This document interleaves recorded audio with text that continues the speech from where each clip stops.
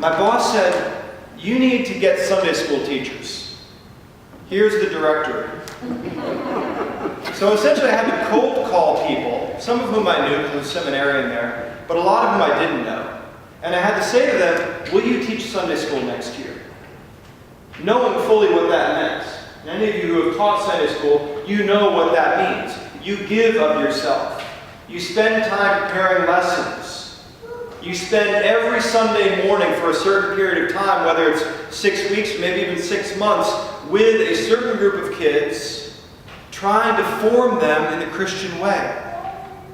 It is very emotionally draining work. It's hard work, but it's needed, necessary work. Said, "Tell me more. Tell me about the actual teaching." And I said, "Well, essentially you'd be forming people. You'd be forming young people and then sending them out into the world to be confirmed." And he said, "Yeah, I'd like to try that." Couldn't believe it. Just the one person who I thought would say no said yes. And what he did over the next 4 years that I was with him was he grew groups of 10 or 12 students at a time.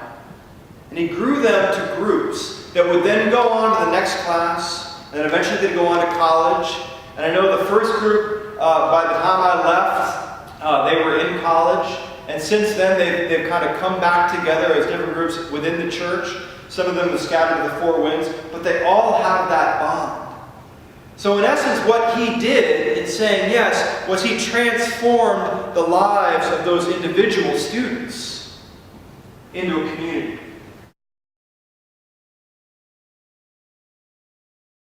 Not only that, his life was transformed because he saw the power of the gospel to reach into a young person's life and say, "You can grow. You can become something greater than who you are." How wonderful is that, that this person who I thought would say no actually said yes. Because I asked him to give of himself. I asked him to be accountable, to show up on a regular basis, to be responsible to find a substitute when no one else could do it. I asked him to sacrifice some of his time, a couple hours a week, for 6 months at a time, and he willingly said yes. And because he said yes, his life was transformed.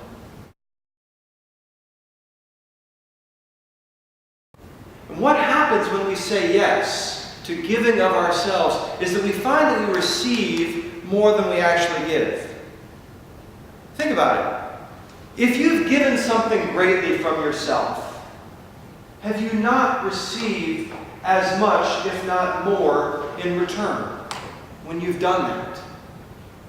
Whether it's giving a plate of food to someone, or whether it's giving somebody an outlet to which to vent, you clearly receive more than you are giving. And that's not a commandment, and that's not necessarily in the gospel, but I do think it is a gospel truth. That in God's economy, when we give, we get double back.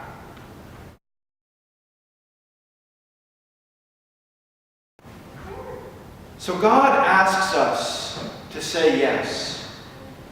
God asks us to say yes with the idea that we will grow by saying yes. And I understand that we're busy. And I understand that some of us overcommit. Some of us, frankly, need to say no sometimes. I'm not naming names here. Some of us need to say no sometimes. But when you say yes, know that you're saying yes to a community that understands that you are getting more than you're giving. Understand that in that yes is the possibility of God's promise to transform your life and the life of others. So in saying yes to God, you are saying yes to the hope and the blessing which God has given to each of you.